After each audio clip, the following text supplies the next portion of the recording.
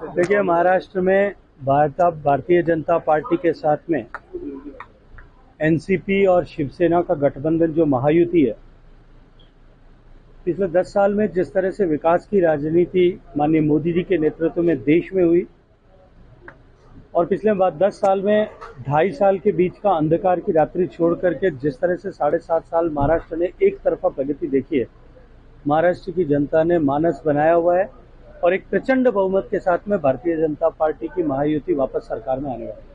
जिस तरीके से फतवे जारी किए जा रहे हैं वहाँ पर, और देखिए, राजनीति में ध्रुवीकरण करना, समाजों को बांटना, यह कांग्रेस की पुरानी आदत है।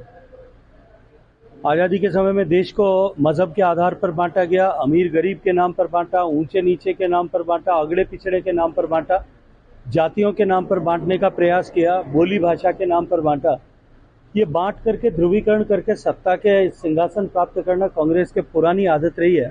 लेकिन देश की जनता अब अपना भविष्य कहाँ सुरक्षित है इसको जानती है, पहचानती है और उसी के आधार पर वोट करेगी। राहुल गांधी जी भी बड़े अजीब राहुल गांधी जी तो हमेशा ही अजीब ही बयान देते हैं। कभी समझदारी की बात उन्होंने की हो तो कोई प्रश्न बनता है। खड़गे जी ने आज कहा कि भाई मणिपुर में जो है आप डबल इंजन सरकार है, फिर भी हिंसा हो रही है वहाँ।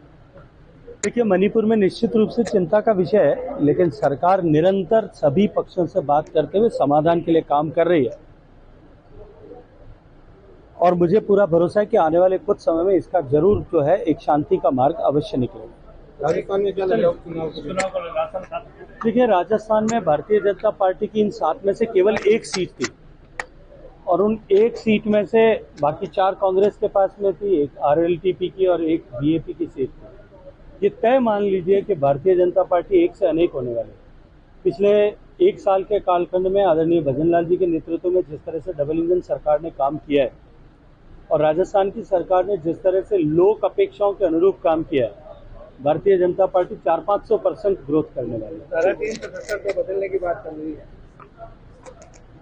देखिए, धारा 370 इस देश में अलगाववाद की जननी थी, उसकी जड़ थी और इस देश के मस्तक मणि पर एक काले टीके के समान थी।